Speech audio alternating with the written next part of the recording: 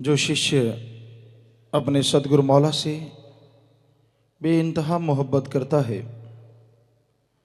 दृढ़ विश्वास है, यकीन है, सुमरन करता है, परमार्थ करता है, जितना हो सके मालिक से मालिक का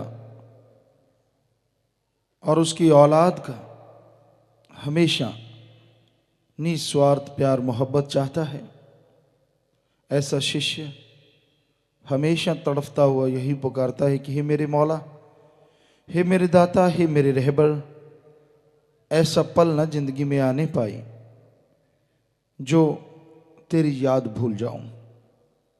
हर पल हर क्षण दिलो दिमाग में तेरे मोहब्बत की, तेरी याद की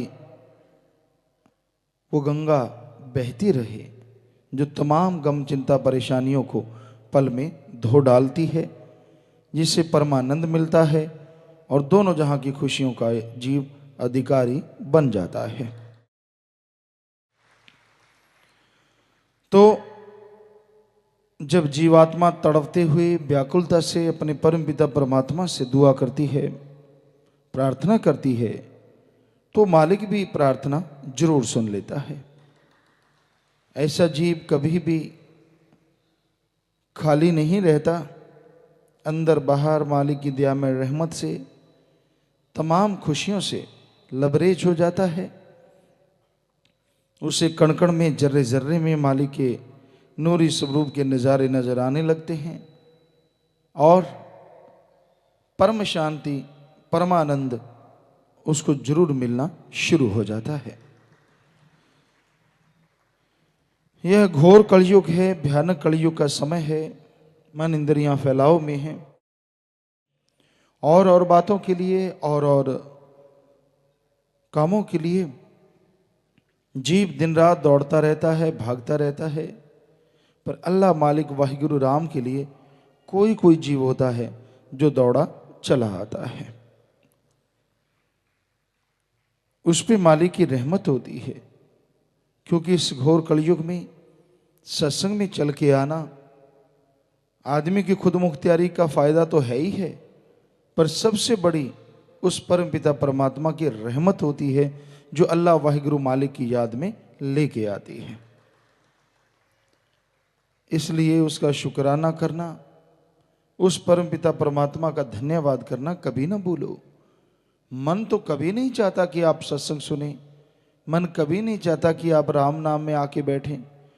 वो तो रुकावटें खड़ी कर देता है, तरह तरह के काम धंधे गिनवाने लगता है, ऐसी ऐसी बातें कहलवाने लगता है जो कभी जीव सोचता भी नहीं। ऐसे ऐसे ख्यालात आते हैं जिनके बारे में विचार किया ही नहीं होता। तो इसलिए संत पीर फकीर की सोहबत करो, सत्संग सुनो, ताकि आपको पता चले हकीकत क्या है, आप जिंदगी में कैसे परमानंद की प्राप्ति कर सकते हैं। मन के हाथों मजबूर होके कभी भी मालिक से दूर ना हो, क्योंकि मन तो चाहता ही हमेशा ये है कि आप मालिक से दूर रहें, आपके अंदर हमेशा कमी रहे, आप उसकी दया में रहमत को कभी हासिल कर ही ना सकें। मन थोड़े ना चाहता है कि आप उसके रहमो करम के हकदार बने, ये तो रोकता है। पर सच्चा शिष्य, मालिक का मुरीद, मालिक से मालिक को मांगता हुआ मालिक के नूरी स्वरूप के दर्शन कर लेता है और वो तमाम खुशियां हासिल करता है। भगवान ने जब मनुष्य बनाया था तब सोचा था कि ये वो खुशियां हासिल कर पाएगा। इस मृत्युलोक में रहता परमानंद की प्राप्ति कर सकता है। इस मृत्युलोक में रहता दोनों जहां की खुशियों का हकदार, यानी जीते जी हर श्वास सुख से गुजरे, जीते जी जिसका संग करे, सोहबत करे, निस्वार्थ भावना से प्यार मोहब्बत हो, गर्ज किसी से ना हो और मालिक के नूरी स्वरूप के दर्शन हो जो असली परमानंद देने वाले हैं। तो जीवात्मा जब तड़फती है, व्याकुल होती है, तो परम पिता परमात्मा से यही दुआ करती है कि हे मेरे मालिक, हे मेरे रहबर, मेरे पे कृपा कर, मेरे पे रहमत कर, ताकि मैं आपकी दया में रहमत के काबिल बना रहूं, कोई कमी ना रहे और दोनों जहां की खुशियों से अंदर बाहर से माला माल हो जाऊं।